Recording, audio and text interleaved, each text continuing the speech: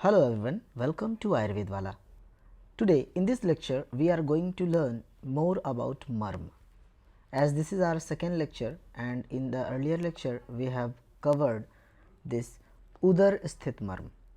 So basically हम आज जो पढ़ने वाले हैं वो है कोष्ठ स्थित मर्म के बारे में. कोष्ठ स्थित, कोष्ठ की बात करें तो कोष्ठ के अंदर में आता है उदर, उर प्रदेश और पृष्ठ प्रदेश.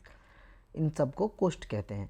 तो उदर में स्थित जो तीन मर्म है, बस्ती, नाभि और गुद, उसके बारे में हमने पिछले लेक्चर में पढ़ा. अगर आपने ये वीडियो नहीं देखा है, लेक्चर नंबर 1 अगर आपने नहीं देखा है तो आप चैनल के प्लेलिस्ट में जाइए, वहाँ पर रचना शरीर के अंतर्गत पहला लेक्चर आपको मर्म शरीर देखने को मिलेगा.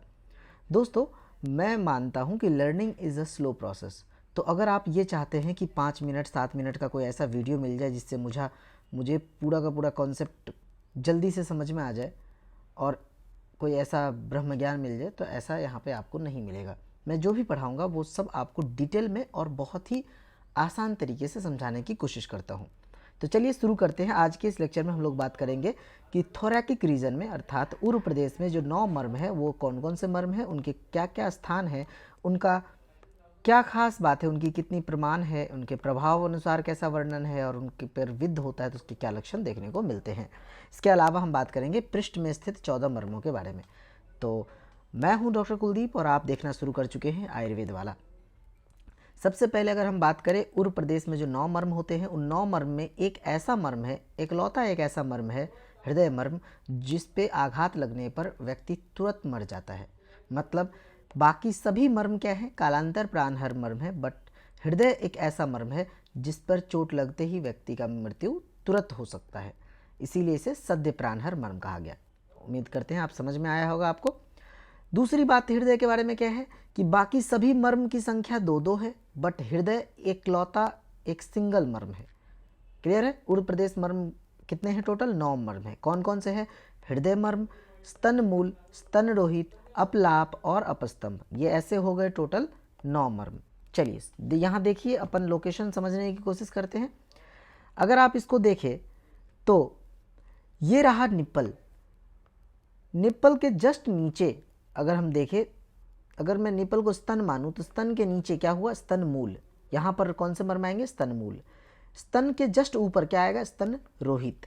क्लियर है. फिर ये हृदय, मैं हालांकि ऐसे हृदय का डायग्राम ड्रॉ किया हूँ, हम सब जानते हैं हार्ट यहाँ होता है. ये है हृदय, ये है हृदय मर्म. ठीक. हृदय मर्म का कहाँ लोकेशन है? तो आचार्य सुश्रुत कहते हैं कि ये दोनों स्तनों के बीच में रहता है. ये जहाँ से इसोफेगस खत्म होता है और जहाँ से स्टमक स्टार्ट होता है, इनके पास लाई करता है. तो इसके बारे में भी एक वर्ड लिखा हुआ है, बहुत ही सुंदर सा व्याख्या किया गया है आचार्य सुश्रुत ने, उसको भी हम आगे देखेंगे. अभी तक अपन समझे कि स्तन के ऊपर है स्तन रोहित, स्तन के नीचे है स्तन मूल. ठीक. दोनों फ्लैंक्स में अगर मैं दोनों साइड की बात करूं तो दोनों साइड में जो मर्म है उसे हम कहते हैं अपलाप मर्म. ठीक है. ये दोनों मर्म क्या है? अपलाप मर्म. और अगर हम कहें कि ब्रोंकस जहाँ से डिवाइड होता है, इस पार्ट को हम कहते हैं अपस्तंभ मर्म. तो एक बार फिर से देख लीजिए, 9 मर्म यहाँ पर बहुत अच्छे से समझ में आ जाएगा आपको. ये है हृदय मर्म. ठीक. जो कि एकमात्र सिंगल मर्म है उर्व प्रदेश में. फिर स्तन के ऊपर 2 मर्म है. कौन कौन? इन दोनों का नाम दिया गया स्तन रोहित मर्म. स्तन या निप्पल के जस्ट नीचे 2 मर्म है, इन दोनों को कहा गया स्तन मूल. क्लियर है. और इस फ्लैंक्स रीजन में दोनों, ये क्या है? इसको बोलते हैं अपलाप, और ये दोनों हो गए अपस्तंभ. आई होप कि आपको ये इमेज देख करके आपको कम से कम 9 मर्म के बारे में आपको समझ में आया होगा कि ये मर्म कहाँ कहाँ होते हैं. टोटल संख्या 9 है, लेकिन अगर मर्म की बात करें तो कुल मर्म कितने हैं? 1 2 3 4 और 5. कई बार ऐसे पूछा जाता है कि उर्व प्रदेश में मर्म की संख्या कितनी है, तो मर्म है 5 ही. जिस मर्मों की कुल संख्या कितनी है? तो आंसर होगा 9. उर्व प्रदेश में 5 प्रकार के मर्म है जिनकी कुल संख्या 9 है. समझ में आया. चलिए अब हम एक एक करके डिटेल में समझते हैं इन सब के बारे में. उससे पहले मैं आपको बता दूं कि इन सभी मर्मों में क्या कॉमन बातें हैं जो अपने को जानना चाहिए. सबसे पहला पॉइंट देखिए कि अगर मैं संख्या की बात करूं तो सभी मर्म क्या है? 2-2 हैं, लेकिन एकमात्र ऐसा हृदय मर्म है जिसकी संख्या 1 है. क्लियर है. अगर मैं करूँ प्रभाव, मतलब उन मर्मों पर आघात अगर करते हैं तो आघात होने के बाद व्यक्ति के अंदर में कैसा प्रभाव होता है, तो प्रभाव के अनुसार सभी मर्म जो उर प्रदेश अर्थात थोरैकिक कैविटी में जो मर्म है वो सभी मर्म पर आघात लगने पर व्यक्ति 1 सप्ताह से लेकर के 15 दिन के अंदर में मृत्यु हो जाता है। परंतु एकमात्र हृदय मर्म ऐसा है जिसको सद्य प्राणहर मर्म कहा गया। इसी को हम कैसे कहेंगे कि सभी उर स्थित मर्म कालांतर प्राणहर मर्म है, केवल हृदय मर्म को छोड़कर, जो कि सद्य प्राणहर है। समझ में आया? हमने क्या बात किया कि उर प्रदेश में उर में स्थित सभी मर्म 2 हैं, केवल हृदय मर्म को छोड़कर, जिसकी संख्या 1 है। अगर मैं प्रभाव के अनुसार बात करूं तो सभी उर में स्थित मर्म कालांतर प्राणहर मर्म है और केवल हृदय मर्म सद्य प्राणहर मर्म है। ठीक है। अगर अब हम बात करें रचना के अनुसार कि आखिर ये मर्म किससे बनी हुई है, हम सब जानते हैं कि ऑल्दो सभी मर्म मांस, सिरा, स्नायु, अस्थि, संधि का एकत्रीकरण होकर ही बनता है, लेकिन वहाँ पर जिस अवयव की अधिकता होती है उस अनुसार उनका नामकरण होता है। जैसे उर स्थित सभी मर्म सिरा मर्म होता है, केवल स्तन रोहित को छोड़ करके। स्तन रोहित को मांस मर्म कहा गया है। कैसे याद रखेंगे? हम सब जानते हैं रोहू एक मछली है, मांस है, इस तरह से आप याद रख सकते हो। ठीक है। स्तन रोहित क्या है? मांस मर्म है। बाकी सभी उर स्थित मर्म क्या है? सिरा मर्म है। आई होप ये तीनों पॉइंट क्लियर हो गया होगा कि संख्या के अनुसार सभी 2 हैं, केवल हृदय 1 है। प्रभाव के अनुसार सभी कालांतर प्राणहर है, केवल हृदय मर्म सद्य प्राणहर है। और रचना अनुसार सभी उर स्थित मर्म सिरा मर्म है, केवल स्तन रोहित जो है वो मांस मर्म है। ठीक है। चलिए अब हम इन उर स्थित मर्मों का नाम और उनका लोकेशन, इसके अलावा उन पर अगर विद्ध कर्म हो जाता है तो कैसे या क्या प्रभाव होता है उसको हम टेबल के फॉर्म में देखते हैं। दोस्तों ये टेबल आपको एग्ज़ाम के टाइम में बहुत काम आएंगे, क्योंकि किताब में अगर आप देखो तो बहुत ही डिस्क्रिट तरीके से चीज़ें दी गई है, जिसके कारण पढ़ना और समझना थोड़ा कठिन जाता है। तो यहाँ देखो, सबसे पहले अगर हम बात करें हृदय मर्म के बारे में, यहाँ से एक सबसे इम्पॉर्टेंट सवाल बनता है कि आचार्य सुश्रुत के अनुसार मानव शरीर में रज, तम और सत्व, मतलब ये जो गुण होते हैं सत्व, रज, तम, इनका अधिष्ठान कहाँ है? तो आंसर होता है हृदय में। देखो यहाँ पे क्या लिखे है, आचार्य सुश्रुत ने हृदय मर्म के स्थान को व्याख्या कैसे किया है। उन्होंने कहा है कि स्तन ये जो हृदय है ये दोनों स्तन के बीच में होता है। क्या लिखा हुआ है? स्तनयोः मध्ये, दोनों स्तन के बीच में होता है। बिल्कुल सही बात है। फिर क्या लिखा हुआ है? आमाशय द्वारम, जो अपने इसोफेगस जहाँ से एंड होता है, जहाँ से हमारा स्टमक शुरू होता है, वहाँ पर हृदय स्थित होता है। और हम सब जानते हैं कार्डियक नॉच जो है वो कार्डियक नॉच के जस्ट पास में ही हमारा इसोफेगस इंड होता है और स्टमक शुरू होता है। ठीक है। फिर क्या लिखा हुआ है? सत्व, रज, तम अधिष्ठान। ये भी बहुत इंपॉर्टेंट पॉइंट है कि हृदय मर्म किसका अधिष्ठान है? तो आंसर होगा सत्व, रज और तम का। क्लियर है? अब मुझे बताओ, अगर हृदय मर्म कैसा है? इस पर चोट लगते बराबर इंसान मर जाता है, मर सकता है। इसीलिए इस पर अगर कोई विद्ध लक्षण हुआ, विद्ध किया, तो व्यक्ति तुरंत मर जाएगा। इसीलिए इसको सद्यो मरण कहा गया कि हृदय मर्म पर अगर किसी प्रकार का विद्ध हो जाता है तो व्यक्ति तुरंत मृत्यु को प्राप्त करता है, सद्यो मरण। क्लियर है? फिर दूसरा है स्तन मूल, जो स्तन के, अगर मैं निपल की बात करूँ तो उससे 2 अंगुल क्या होगा? नीचे होगा, है ना। अधा, अधा मतलब होता है नीचे, और स्तन रोहित कहाँ होगा? 2 अंगुल ऊपर। तो वही लिखा हुआ है स्तन अधा 2 अंगुल, और यहाँ स्तन रोहित के बारे में क्या है? स्तन ऊर्ध्व 2 अंगुल। इससे आपको स्थान भी समझ में आ गया। स्तन मूल पर अगर विद्ध होता है तो कैसा प्रभाव होता है? देखो ये क्या लिखा हुआ है? कफ पूर्ण कोष्ठ श्वास कास, मतलब श्वास कास व्याधि हो जाएगी, और जो हमारा प्लूरल कैविटी है उसमें क्या भर जाएगा? कफ भर जाएगा। मतलब हम कह सकते हैं पायोथोरैक्स हो जाएगा। ठीक है। पायोथोरैक्स हम कह सकते हैं कि यदि स्तन मूल पर आघात होता है, उस पर विद्ध होता है, तो व्यक्ति के प्लूरल कैविटी फील्ड हो जाएंगे, श्वास और कास नाम की व्याधि उत्पन्न होगी। स्तन रोहित की बात करें तो स्तन रोहित कहाँ लोकेटेड है? स्तन के 2 अंगुल ऊपर। ठीक है। इसमें अगर स्तन रोहित पर आघात करोगे तो क्या होगा? तो कह रहा है कि आपको यहाँ पर हेमोथोरैक्स, मतलब लोहित पूर्ण कोष्ठ, आप ये जो प्लूरल कैविटी है उसके अंदर में ब्लड भर जाएगा, इसीलिए लिखा हुआ है लोहित पूर्ण कोष्ठ। और सांस लेने में दिक्कत होगी, खांसी होगी, बलगम होगी, ये सब चीज़ें कॉमन है। ठीक है, श्वास कास दोनों में ही होगा, चाहे स्तनमूल हो चाहे स्तनरोहित हो। फिर बात करें अपलाप के बारे में, तो अपलाप कहाँ पर है पहले तो आप ये समझो। हमने देखा था दोनों फ्लैंक्स रीजन वाले जो पार्ट था वो अपलाप कहलाए थे, है ना। फिर हमने ये भी देखा ट्रेकिया एंड होता है, वहाँ से जो अपना ब्रोंकस स्टार्ट होता है, इस पार्ट को हमने कहा था अपस्तंभ। तो अपलाप का लोकेशन क्या बताया है आचार्य सुश्रुत ने? अंश कूट अध पार्श्व ऊपरी, मतलब अपना अंश, अंश मतलब ये स्केपुला जो होता है, या ये कहे आप शोल्डर, तो शोल्डर के नीचे, ठीक है, शोल्डर के नीचे, ये अंश जो शोल्डर है इसके नीचे, और पार्श्व ऊपरी, और ये जो पार्श्व इलाका है उसको उस तरह से आपको देखना पड़ेगा। मतलब एक बार फिर से देख लो, अंश कूट अध पार्श्व ऊपरी, इसका मतलब ये हुआ कि ये देखो, ये जो पार्ट कह रहा है कि ये जो अंश कूट है, इसके ये जो अंश है इसके नीचे, और ये पार्श्व रीजन में भी ऊपर वाला जो पार्ट है उसको हम कहते हैं अपलाप। क्लियर हुआ? अंश कूट अध और पार्श्व ऊपरी, इस भाग को कहते हैं अपलाप। क्लियर? आगे देखो, इस पे अगर अपलाप मर्म पे अगर विद्ध हो जाए तो क्या प्रभाव देखने को मिलेंगे? रक्तेन पूय भावम, मतलब पायोथोरैक्स या फिर अगर हम देखें तो हीमोथोरैक्स, दोनों ही हो जाएगा। ठीक है, मतलब प्लूरल कैविटी में पस भर जाएगा या ब्लड भर जाएगा, या दोनों भर सकते हैं। फिर है अपस्तंभ। अपस्तंभ मतलब क्या हुआ? बिल्कुल छाती के बिल्कुल बीचों बीच प्लेस, या ये कहे ब्रोंकस जहाँ से डिवाइड होता है। तो क्या लिखा हुआ है? उर उभय वातवाही नाड़ी, मतलब छाती के उस स्थान पर होता है, उर प्रदेश के वहाँ के उस स्थान पर है जहाँ पर वातवाही नाड़ी दोनों भाग से उभय तरीके से डिवाइड होती है। ट्रेकिया को वातवाही नाड़ी भी कहा जा सकता है। ठीक है, यहाँ पर ही दोनों, मतलब ऐसे समझो कि उर प्रदेश में जो वातवाही नाड़ी है, उन दोनों के स्थान पर, उन दोनों के शुरुआती स्थान पर ही क्या है?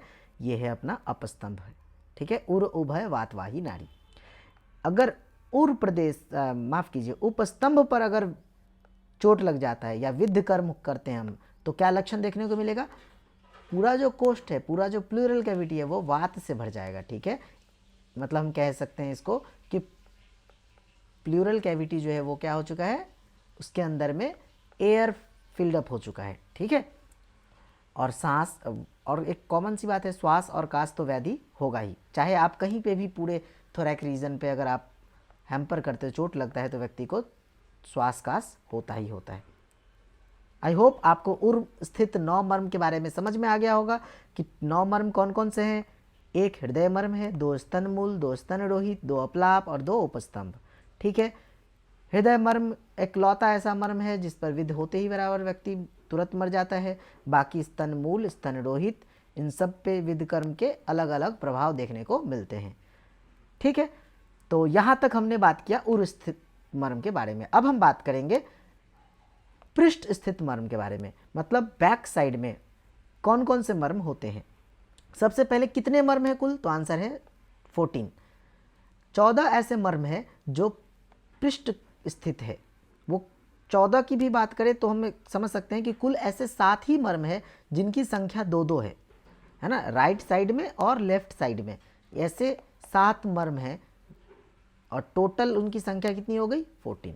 कौन कौन से 7 मर्म है? यहाँ देखिए, यहाँ पर आप देख सकते हैं, ये जो पहला मर्म है दैट इज अंश मर्म, दूसरा है अंश फलक, तीसरा आता है नीचे बृहति, फिर उसके नीचे आओ तो पार्श्व संधि, है ना। पार्श्व के ऊपरी भाग में यहाँ पर मतलब सामने से था अपलाप, यहाँ पर क्या है? पार्श्व संधि। फिर क्या है? नितंब, फिर देखो तो कुकुंदर, और लास्ट में आता है कटिक तरुण। ठीक है, कटिक तरुण को कुछ लोग, मतलब इसके लोकेशन थोड़ा सा वेरी कर सकता है ऊपर नीचे थोड़ा सा। ठीक है, बट ओवरऑल जो मैंने यहाँ पर आपको दिखाया है ये सारे लोकेशन, ये लगभग यही लोकेशन होते हैं। ठीक है, तो एक बार फिर से देख लो 7 मर्म कौन कौन से हैं? अंश मर्म, अंश फलक, बृहति मर्म, पार्श्व संधि मर्म, नितंब, कुकुंदर और कटिक तरुण। ठीक है, तो कटिक तरुण, कुकुंदर, नितंब, पार्श्व संधि, बृहति, अंश फलक, अंश, ये नाम याद रखने हैं आपको। नाम याद रखने का सबसे अच्छा तरीका है कि आप अपने बॉडी पार्ट को जब भी पढ़ो उसको टच करते हुए पढ़ो कि हाँ ये हमारा अंश, अंश के नीचे देखो, एक्चुअली ये जो स्केपुला है ना, अगर हम बात करें ये जो स्केपुला बोन है, तो स्केपुला बोन का जो नीचे है, जो फलक कह सकते हो तुम, जो निचला पार्ट है इसको अंश फलक समझ लो, ऊपर वाले पार्ट को अंश समझ लो, है ना, यहाँ होता है ग्लिनोइड कैविटी एंड ऑल। तो इस तरह से चीज़ें को तुम जैसे जैसे अगर अपने बॉडी पार्ट पे टच करके समझोगे पढ़ोगे तो जल्दी याद हो जाएगा। ठीक है, अब हम क्या करेंगे, इन सब में कुछ खास बात है उसको देखेंगे और एक एक करके चीज़ों को पढ़ने की कोशिश करेंगे। चलिए, सबसे पहले कुछ कॉमन बातें कि संख्या अनुसार सभी 2 मर्म है, इसमें कोई एक्सेप्शन नहीं है। हमने देखा था उर प्रदेश में हृदय मर्म 1 है, बाकी सभी 2 हैं। उसी तरह यहाँ पर संख्या अनुसार पृष्ठगत कितने मर्म है, कुल 2 हैं। प्रमाण की बात करें तो प्रमाण के अनुसार, मतलब अगर मेजरमेंट की बात करें तो पृष्ठ में स्थित सभी मर्म कितने हैं, आधा अंगुल है, लेकिन केवल पार्श्व संधि ऐसा है जो 1 अंगुल है। इसको आप याद रखेंगे। इसको कैसे याद रखेंगे, पार्श्वन, है ना। देखो मध्य प्रदेश में एक जगह है पार्श्विनी, तो ऐसे याद रखना पार्श्वन। ठीक है, पार्श्व संधि मर्म कितनी प्रमाण का है, तो 1 अंगुल 1, है ना, 1 इस तरह से याद किया है, पार्श्व संधि 1।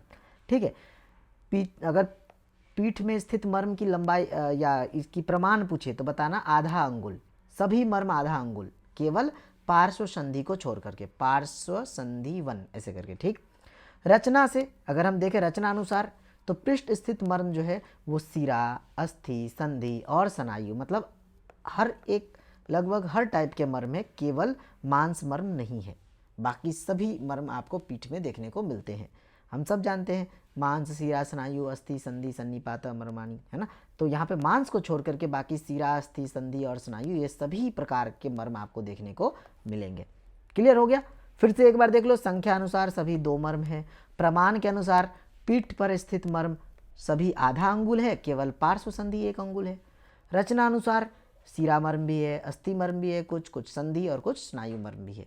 चलिए, तो अब कुछ और बात देखते हैं। यहाँ पर आगे क्या लिखा हुआ है, अंश फलक और कुकुंदर एक ऐसा मर्म है जहां पर चोट लगने पर इंसान क्या हो जाता है, पैरालाइज हो जाता है, वैकल्यकर मर्म है।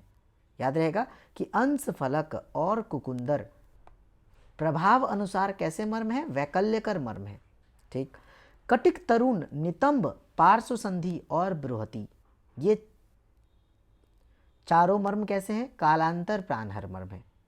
ठीक है,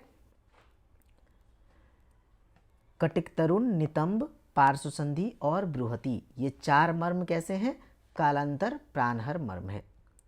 अब देखो तो याद, अब इसके अलावा क्या है, रचना के अनुसार अगर हम देखें तो अस्थि मर्म कौन कौन से हैं, स्नायु मर्म। कुकुंदर मर्म कौन है, संधि मर्म, माफ कीजिए अस्थि नहीं, अंश मर्म, है ना। अंश मर्म कौन सा है रचना के अनुसार, स्नायु मर्म। कुकुंदर मर्म क्या है, संधि मर्म। बाकी जो 3 है, नाक और पीबी, ये क्या है, सिरा मर्म।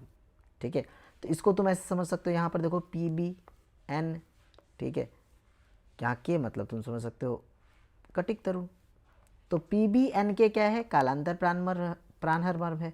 बट यहाँ पर नाक क्या है, अस्थि मर्म है। कैसे याद रखेंगे, नाक मतलब, एन मतलब हो गया नितंब, ए मतलब हो गया अंश फलक, नॉट अंश, याद रखना। के मतलब कटिक, तरुण, तो नितंब, अंश फलक और कटिक, तरुण ये अस्थि मर्म है। पार्श्व संधि और बृहति ये सिरा मर्म है। तो अस्थि मर्म याद रखना बहुत आसान है कि हाँ भाई नाक में तो हड्डी होती है, तो एन मतलब नितंब, ए से अंश फलक और के से कटिक, तरुण। ठीक है, ये क्या हो गया, अस्थि मर्म।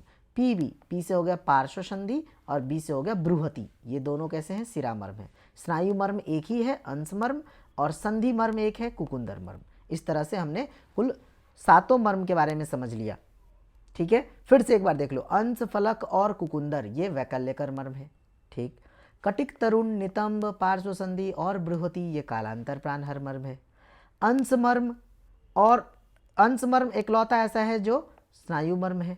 ठीक है, और कुकुंदर मर्म है, संधि मर्म है। अगर तुम देखो तो ऐसे कुकुंदर, क ऐसा लग रहा है कि नहीं, क में संधि हो गया, कुकुंदर ऐसा, तो इस तरह से याद रख सकते हो, कुकुंदर कैसा है, संधि मर्म है। नितंब, अंश फलक और कटिक, तरुण, नाक क्या है, अस्थि मर्म है।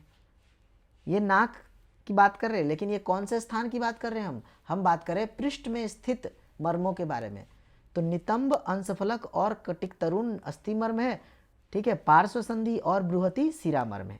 क्लियर हुआ। तो ये सब हम समझने के बाद अब हम बात करेंगे कि हर एक एक मर्म, चाहे अंश हो, अंश फलक हो, कुकुंदर हो, इन सब का स्थान कहाँ है, उन पे अगर विद कर्म होता है तो क्या प्रभाव होता है। ठीक है, यहाँ आप देख सकते हो ये मर्म का यहाँ पर नाम लिखा हुआ है, सातों मर्म का, कटिक तरुण, कुकुंदर, नितंब, पार्श्व संधि, बृहति, अंश फलक और अंश, इन सब के स्थान लिखे हुए हैं और इनके विधि लक्षण लिखे हुए हैं। आपके यूनिवर्सिटी फर्स्ट ईयर के एग्ज़ाम में स्थान जनरली नहीं पूछते हैं, लेकिन अगर आप AIA PGT की तैयारी कर रहे हो बच्चे, तो आपको हो सकता है कि आपसे ये सवाल पूछा जाए कि बताओ बृहति मर्म पर विद्ध होने से कौन सा लक्षण देखने को मिलता है। तो आंसर होगा सोनित प्रवृत्ति निमित्त ही, है ना, रूप द्रव्य म्रियते, ये ऑप्शन में पूछा जाता है। ये सब किसके अनुसार मैं बात कर रहा हूँ, जितने भी यहाँ पर आप देख रहे हो वो आचार्य सुश्रुत के अनुसार है। तो एक एक करके पढ़ते हैं। अंश मर्म कहाँ लोकेटेड होता है, तो क्या लिखा हुआ है, बाहुम ऊर्ध्व मतलब बाह के ऊपर, ग्रीवा मध्य, ग्रीवा मतलब ये हम कह सकते हैं कॉलर बोन के बीच में, है ना, कॉलर बोन के बीच में, अंश पीठ स्कंध निबंध, ठीक है, अंश और पीठ के दोनों स्कंध के बीच में। और इस पे अगर चोट लग जाता है तो क्या हो जाता है, हम जानते हैं ना, फ्रोजन शोल्डर करके याद रख सकते हो। अंश पर अगर विद्ध हो गया तो स्तब्ध बहुता, वहाँ फ्रोजन मतलब बिल्कुल जकरन हो जाएगी, इस तरह से याद रख लेना कि अंश मर्म पर विद्ध लक्षण क्या है, स्तब्ध बहुता, बहुत अत्यधिक स्तब्धता हो जाती है, ठीक है, एकदम अकरन सी हो जाती है। फिर है अंश फलक, पृष्ठो ऊपरी त्रिक संबंधे, मतलब ऐसे याद रख सकते हो कि जो स्केपुला है ना, अगर मैं बनाने की कोशिश करूँ, ऐसे ड्रॉ करूँ शॉर्टकट, तो स्केपुला एक तो पृष्ठ भाग में है, लेकिन पृष्ठ भाग से थोड़ा ऊपर, और ये त्रिक के पास है, ऐसा बताया गया है। यहाँ पर अगर विद्ध होगा तो क्या होगा, बाहो स्वाप शोषो, वहाँ पर एक्सटर्नली स्वेलिंग हो जाएगा, ठीक है, और बहुत ज़्यादा वहाँ पर ये कह सकते हो कि अत्यधिक वेदना भी होता है और शोष उत्पन्न हो जाएगा। बृहति मर्म कहाँ है, स्तन मूलात रुजु, स्तन मूल से बिल्कुल सीधे भाग में, और इस पे चोट लगने से क्या प्रभाव होगा, सोनित अति प्रवृत्ति निमित्त ही रूप द्रवम म्रियते, मतलब एक तो बहुत ज़्यादा ब्लीडिंग होगा और हो सकता है कि पेशेंट वहाँ पर मर भी जाए, इतना ज़्यादा ब्लीडिंग हो कि व्यक्ति वहीं पर मर जाए, ठीक है, बृहति मर्म पे चोट लगने पर। पार्श्व संधि, अगर पार्श्व संधि में हो तो क्या लिखा हुआ है, जगन पार्श्व मध्योत्तरीयक। दोस्तों ये इन वर्ड को देख करके आप एक बार अभी जो मैंने इमेज दिखाया, ये देखो, ये इस इमेज को देखो, ठीक है, अगर ये पार्ट्स मान लो जैसे अंश कहा, तो अंश में कहा है कि ये जो अपना कॉलर बोन है उसके बीच में, इस चीज़ के लिए क्या वर्ड यूज़ किया है, यहाँ देखो क्या दिया हुआ है, ग्रीवा मध्य, है ना, या बाहुम ऊर्ध्व, ये जो बाह है अपनी जो आर्म से, इस आर्म के ऊपर, ग्रीवा मध्य। तो एक्चुअली ये सारे लोकेशन जो मैंने आपको दिखाए हैं ना, इन लोकेशन को आराम से आप एक बार नोटिस करो और फिर इन शब्द को आप एक बार पढ़ो। इन शब्द को याद रखना कोई ज़रूरी नहीं है, क्योंकि आपको इसमें ऐसे नहीं पूछेगा कि हाँ ये बताओ इसका क्या लोकेशन है, क्या इसमें ऑप्शन, अगर मान लो PG में भी पूछा तो आपको ऑप्शन दिया रहेगा, बट अभी तक क्वेश्चन कभी भी स्थान से नहीं पूछा गया है। क्या पूछा जाता है, बहुत पूछेगा तो पूछेगा कि लोहित पूर्ण कोष्ठात म्रियते, ये किस मर्म के विद्ध लक्षण है, तो आंसर क्या होगा, पार्श्व संधि। हमने देखा था पार्श्व संधि 1 एकलौता ऐसा है जिसकी 1 अंगुल प्रमाण है, तो वहाँ पर अगर आप चोट लगता है तो सारे के सारे कोष्ठ में क्या हो जाएगा, मतलब प्लूरल कैविटी में ब्लड भर जाएगा और व्यक्ति मर भी सकता है। इस तरह से नितंब पर चोट लगने से क्या होगा, या विद्ध कर्म से क्या होगा, अधः काय शोषो, आपका जो बॉडी का लेग का जो निचला पार्ट है उसमें क्या होगा, शोष उत्पन्न हो जाएगा। वो दुर्बल्यात, मतलब उसमें हो सकता है कि पैरालिसिस भी आ जाए और व्यक्ति मर भी सकता है। कुकुंदर मर्म पर आघात लगने से क्या होगा, स्पर्श ज्ञान अधः काये, ठीक है, चेष्टापघात मतलब व्यक्ति चल फिर नहीं पाएगा, ठीक है, और वहाँ पर सेंसेशन खत्म हो जाएगी उसकी, मतलब एक तरह से पैरालाइज्ड हो जाएगा। कटिक तरुण पर चोट लगने से क्या होगा, व्यक्ति को पांडु हो सकता है। विवर्णोहीन रूप म्रियते, मतलब व्यक्ति बिल्कुल, है ना, बहुत ज़्यादा ब्लड लॉस हो सकता है और उसका शरीर अलग अलग कलर, मतलब ये कह सकते हो कि शरीर का कलर फेड हो जाएगा, व्यक्ति रक्तस्राव के कारण मर जाएगा, पांडु व्याधि हो जाएगा और वो व्यक्ति मर भी सकता है, ठीक है। कटिक तरुण कहाँ होता है, तो श्रोणी कांड के पास होता है। ये सब चीज़ आपको एक एक करके एक बार पढ़ लो और एक बार किताब से भी आप कोरिलेट कर सकते हो, ठीक है। तो अभी तक हमने क्या पढ़ा, मैंने आपको जो भी पढ़ाया एक बार मैं क्विकली रिवाइज करा देता हूँ। अभी तक मैंने आपको पढ़ाया उर में स्थित नवमर्म के बारे में, ठीक है, उर स्थित नवमर्म, और फिर मैंने बताया पृष्ठ स्थित टोटल 14 मर्म के बारे में, ठीक है दोस्तों। मिलते हैं हम लोग अगले लेक्चर में। अगर आपको मेरे पढ़ाने का तरीका पसंद आया हो तो अपने दोस्तों तक ज़रूर वीडियो शेयर कीजिए। Thank you for your time.